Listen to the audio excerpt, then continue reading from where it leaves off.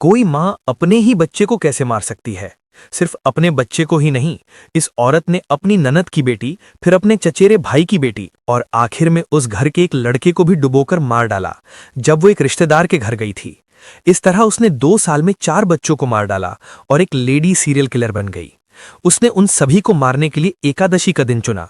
तो ये lady serial killer कौन है और वो सीरियल किलर कैसे बनी और उसने एकादशी का दिन क्यों चुना, इसके पीछे क्या राज है, जानने के लिए पूरी कहानी सुने।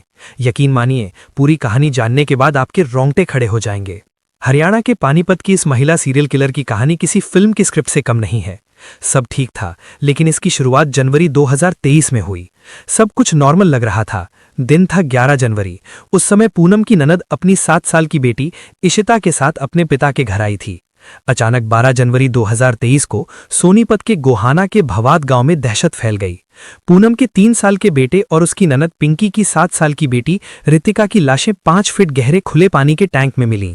परिवार ने इसे हादसा माना और किसी को उसका मकसद समझ नहीं आया। नतीजतन डबल मर्डर को हादसा माना गया और किसी को पूनम का रोल समझ नहीं आया। हैरानी की बात यह है कि पूनम ने अपने बेटे और इशिता दोनों को टैंक में डुबो दिया। 2 मर्डर करने के बाद उसने अपने पागलपन को फिर से पूरा करने के लिए लगभग 2 साल तक इंतजार किया, क्योंकि उस समय वो प्रेग्नेंट थी। 18 अगस्त 2025 को पूनम के अंदर का शैतान फिर जाग उठा। पूनम सेवाह गांव में अपने चचेरे भाई दीपक के घर मिलने गई। रात में उसने अपने चचेरे भाई की 10 साल की बेटी जिया को अपने साथ सोने के लिए मना लिया। उसने बच्ची को प्यार से बहलाया और फिर रात के अंधेरे में घर के पीछे पानी की टंकी में डुबो दिया। अगली सुबह जब परिवार जागा तो वो कहीं नहीं मिली। बाद में उन्हें वो घर के पीछे छोटी पानी की टंकी में मिली।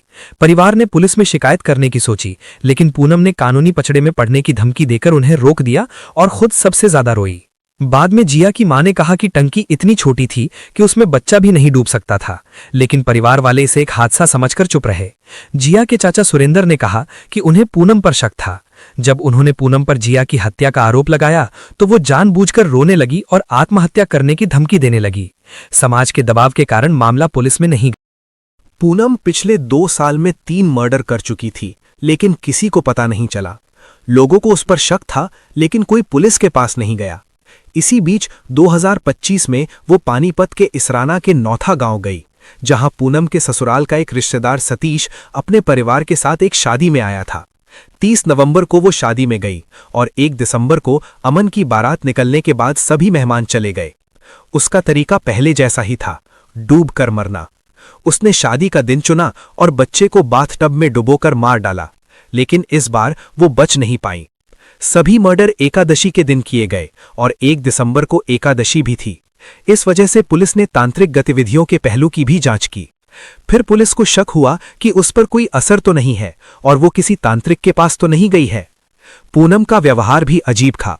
गोहाना में वो लोगों से कहती थी कि उसके पड़ोस के एक युवक की आत्मा उसमें घुस गई है। परिवार ने बताया कि वे पूनम को एक तांत्रिक के पास भी ले गए थे। उसने उस औरत के बच्चे को दूध पिलाया था जिसकी बेटी पूनम ने कत्ल किया था। हैरानी की बात यह है कि विधि की मां राखी पूनम के बेटे शुभम का ख्याल रखती थी। वो पूनम के 2 साल के बच्चे को गोद में लेकर उसे दूध पिलाती थी। विधि की मां पूनम के 10 महीने के बच्चे को अपने साथ ले गईं, क्योंकि पूनम अपने बच्चे का ज्यादा ख्याल नहीं रखती थीं और ज्यादातर अपने पिता के घर पर ही रहती थीं। 3 मर्डर के बाद वो कानून से बचती रहीं, लेकिन चौथे मर्डर के दौरान उससे एक गलती हो गई।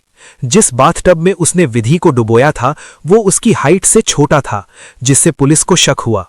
बच्चे को मारने के बाद जब पूनम नीचे उतरी तो उसके कपड़े गीले थे, जिससे पता चलता है कि उसने इस काम के दौरान संघर्ष किया था। लोगों ने उसे उस हालत में देखा। पुलिस को खबर दी गई और पूछताछ में सच सामने आ गया। पुलिस ने उसे गिरफ्तार कर लिया और चालों मर्डर की गुत्थी सुलझा ली। पुलिस जांच में पता चला कि पूनम बहुत ज्यादा जलन और इस यकीन से चलती थी कि उसके परिवार में कोई भी बच्चा उससे ज्यादा सुंदर नहीं हो सकता, इसीलिए उसने इतने सारे बच्चों की जान ले ली। पूनम के पति के चाचा सुरेंद्र ने उसके लिए सबसे कड़ी सजा की मांग की है, क्योंकि उनका कहना है कि अगर उसे उम्र कैद की सजा दी गई और बाद में रिहा कर दिया गया तो वो और बच्चों को